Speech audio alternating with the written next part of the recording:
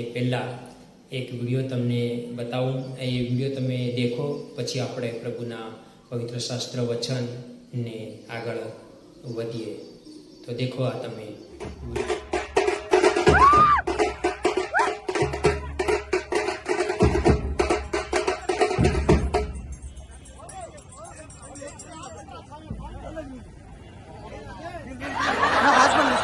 No, husband తీసుకో అర్జెంట్గా.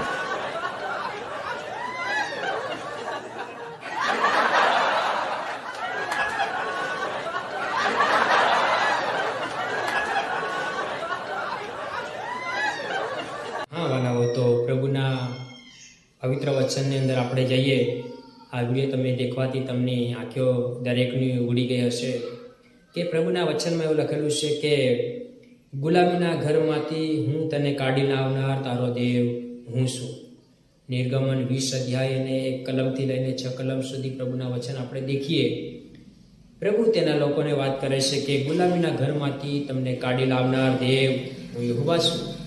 એટલે આપણે એક દિવસ પાપમાં, શ્રાપમાં, રોગમાં, બીમારીમાં, મંદવાડમાં, દોરામાં, દાગામાં, ટીલા ટપકામાં, મૂર્તિ પૂજામાં, આ દુનિયાની અંદર ઇદારામાં જીવન જીવતેલા. પણ ઈસુ આપણા ઘેર આવ્યા, ઈસુ આપણા જીવનમાં આવ્યા.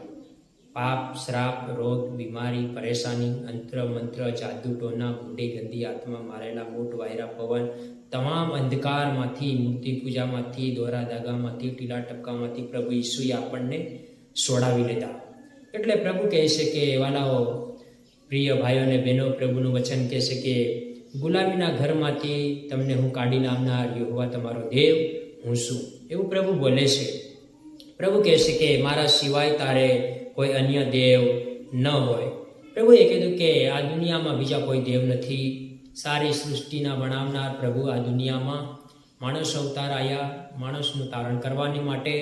આડા ઉપર લકડા પર વિંધાયા, પવિત્ર લોહી આપ્યું, મરીને જીવતા થયા, સજીવન થયા, અને 40 દિવસ આ ધરતી ઉપર ગવાહી આપી કે તમારા માટે હું દુનિયામાં આવ્યો, તમારા માટે હું દુઃખ વેઠ્યું, તમારા માટે મરણ પામીને સજીવન થયો, મરણમાંથી જીવતો થયો, એવું પ્રભુ બોલ્યા. અને આ ધરતી ઉપર પ્રભુ જીવતા દેવ, આ દુનિયામાં બીજા કોઈ જીવતા દેવ નથી. મરીને જીવતા થયા એ પ્રભુ બોલે છે કે મારા સિવાય તારે અન્ય કોઈ દેવ ન હોય.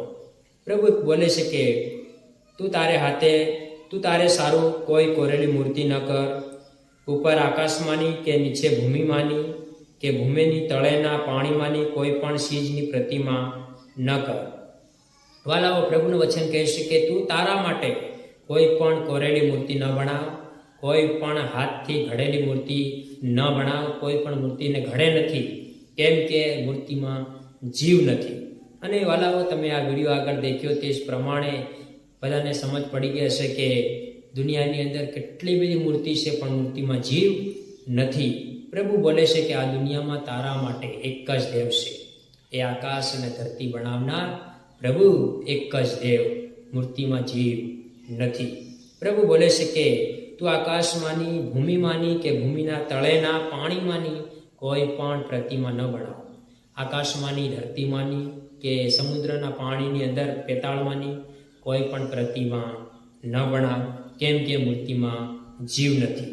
કેમ કે ઈશ્વરે દરેકનું સર્જન કર્યું, ઈશ્વરે દરેકને બનાવ્યા. એ ઈશ્વરને કોઈ બનાવી શકતું નથી. એટલે આ દુનિયામાં એક જ દેવ પ્રભુ ઈસુ બોલે છે. પ્રભુ બોલે છે કે તું તેઓની આગળ નમે નથી, તું તેઓની સેવા પણ નથી કરે.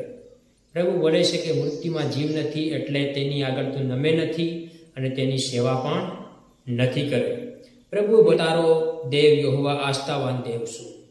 આપણા પ્રભુ અદ્ભુત મંત્રી, પરાક્રમી દેવ, સનાતન પિતા, શાંતિના રાજકુમાર, પ્રેમના પૈગંબર, પ્રેમના ભરેલા, દયાના સાગર, શાંતિદાતા પ્રભુ, ચમત્કારી દેવ પ્રભુ કહે છે કે હું અંતર્યામી દેવ છું. તારા રૂઢીકરણીને હૃદયને હું જાણું છું. આસ્થાવાન દેવ છે. ધરતી ઉપર કે બી જગા ઉપર વાટે ચાલતા પણ પ્રભુના નામે પ્રાર્થના કરે, પ્રભુ એ પ્રાર્થનાનો જવાબ આ લે છે. અને પ્રભુ આસ્થાવાન દેવ છે. પ્રભુ બોલે છે જેઓ મારા પર દ્વેષ કરે છે તેઓની 3જી 4થી પેઢી સુધી હું બાપોના ન્યાયની શિક્ષા છોકરા પર લાવનાર. ને જે મારા પર પ્રેમ કરે છે ને મારી આજ્ઞા પાળે છે તેની 1000 પેઢી પર મારી દયા દર્શાવનાર છું. વાલાઓ, જેઓ બે મૂર્તિ પૂજા કરે છે અને દેવની આજ્ઞાનું પાલન નથી કરતા, તેની 3જી 4થી પેઢી પર પ્રભુનો શ્રાપ ઉતરે છે. હું નહીં કહેતા, પ્રભુનું પવિત્ર બાઇબલ વચન બોલે છે કે આ દુનિયામાં એક જ દેવ છે. સારી સૃષ્ટિ કરતા પ્રભુ એ આપણને બધાને બનાવ્યા છે. એ પ્રભુ બોલે છે કે આ દુનિયામાં એક જ દેવ છે અને પોતાના માટે કોઈ પણ ઘડેલી મૂર્તિ તૈયાર ન કર, કેમ કે તેની સેવા પણ ન કર, તેની આગળ નમે બી નથી, કેમ કે મૂર્તિમાં જીવ નથી. પ્રભુનું વચન બોલે છે, જે મારા ઉપર પ્રેમ કરે છે, પ્રભુના નિયમનું પાલન કરે છે, તેની 1000 પેઢી ઉપર પ્રભુની દયા ઉતરે છે અને પ્રભુની શાંતિ ઉતરે છે. પ્રભુ આ વચનો દ્વારા તમારી આત્મિક આંખો, દૈહિક આંખો ખોલે. પ્રભુ તમને આશીર્વાદ આલે, સદબુદ્ધિ આલે, સમજણ આપે, એવી અમારી દિલથી દુઆ છે. પ્રભુના વચનમાં લખેલું છે કે ગુલામીના ઘેરમાંથી મેં તને કાઢ્યા છે. પ્રભુએ ગુલામીના ઘેરમાંથી કાઢ્યા. પ્રભુ ઉપર ખરો પ્રેમ અને પ્રભુ ઉપર ખરો આજ્ઞા પાળવાની જરૂર છે. પ્રભુની આજ્ઞા અને પ્રભુનો પ્રેમ હંમેશા આપણા જીવનમાં બની રાખવાની જરૂર છે. પ્રભુ આપણા પરિવાર ઉપર તેની દયા ઉતરે. દયા અને પ્રભુની શાંતિ ને પ્રભુનું અજવાળું સુખ ને સમૃદ્ધિ આપણા જીવનમાં ઉતરે. પ્રભુ ઉપર પ્રેમ કરવાની જરૂર છે. તેની સગળી આજ્ઞા પાલન કરવાની જરૂર છે.